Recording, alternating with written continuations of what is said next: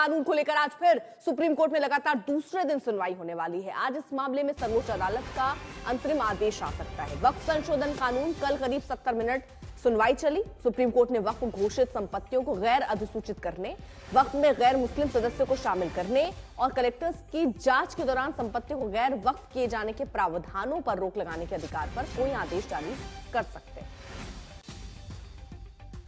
तो दोपहर 2 बजे से दरअसल ये सुनवाई शुरू होगी। वक्फ कानून पर पहले दिन सुप्रीम कोर्ट में 3 संशोधनों पर बहस हुई थी और एक बार फिर से आज सुनवाई शुरू होगी। सुनवाई का दूसरा दिन है। अंतरिम आदेश आज आने की संभावना दिखती है। बोर्ड में गैर मुस्लिमों की एंट्री और संपत्ति रजिस्ट्रेशन पर सवाल है। हालांकि मुर्शिदाबाद हिंसा पर भी नजर है, अलग से इस पर सुनवाई होनी है।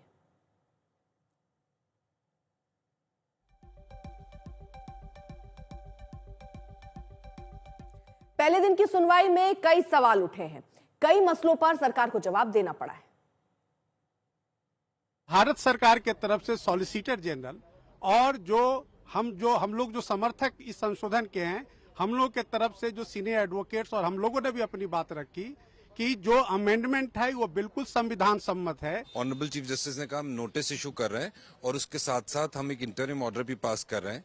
उन इंटरिम ऑर्डर्स में 3 पॉइंट्स थे, 3 बिंदु थे। पहला ये था कि जो वक्फ बाय यूजर है वो अगर किसी कोर्ट के द्वारा या अदरवाइज किसी और अथॉरिटी के द्वारा वक्फ डिक्लेयर्ड है तो उसको डिस्टर्ब नहीं किया जाएगा टिल द पेंडेंसी। सेकेंड बात उन्होंने ये कही कि अगर कलेक्टर के पास कोई डिस्प्यूट पेंडिंग है, और इस नए एक्ट में ये था कि जब कलेक्टर किसी डिस्प्यूट को डिसाइड करेगा तो जो प्रॉपर्टी डिस्प्यूटेड है वो वक्त नहीं रहेगी, तो उन्होंने क्या उसे कलेक्टर अपना डिस्प्यूट डिसाइड करे अगर कोई डिस्प्यूट है, लेकिन वो प्रॉपर्टी वक्फ रहेगी। दूसरी बात उन्होंने ये कही। तीसरी बात उन्होंने constitution of central Waqf council और स्टेट वक्फ बोर्ड्स पे ऑर्डर पास कर रहे थे। उसमें उन्होंने कहा कि जो एक्स ऑफिशियो मेंबर हैं काउंसिल में और बोर्ड में वही रहने दिए और नॉन मुस्लिम मेंबर्स का जो आपका नया अमेंडमेंट है उसको अभी होल्ड पे करिए। पूरे मामले पर मुस्लिम धर्मगुरु क्या कह रहे हैं और जेपीसी जिनकी अध्यक्षता में हुई थी जगदम्बिका पाल, वो क्या कह रहे हैं, सुनाते हैं आपको।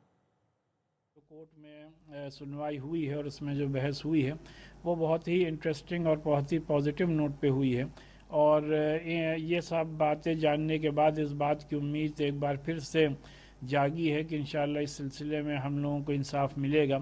और जो कोर्ट ने ये ऑब्जर्वेशन अपना दिया है कि जितनी भी बातें उसके सामने रखी जा रही हैं वो उसको मुल्क के कानून और कॉन्स्टिट्यूशन की कसौटी पर ही परखेंगे। अलविदा के जुमे की नमाज में भी जिस तरह से आपने देखा कि काली पट्टी बांधने का आह्वान किया गया और रमज़ान में लोग प्रेयर करते, क्राउड इकट्ठा होती, फिर ईद के दिन भी उसी काली पट्टी को बांध करके कहा गया प्रोटेस्ट करिए। हम तो देश के अल्पसंख्यकों को, मुसलमानों को बधाई देंगे कि उन्होंने रमज़ान के पवित्र महीने में अपना रोज़ा रखा, नमाज ऑफर किया और शांतिपूर्वक ईद मनाई।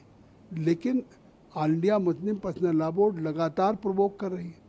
कानून पारित हो गया, सुप्रीम कोर्ट में अगर चुनौती दे रखा है तो सड़कों पे क्यों प्रोटेस्ट कर रहे हैं, क्यों दंगा कराने की कोशिश कर रहे हैं।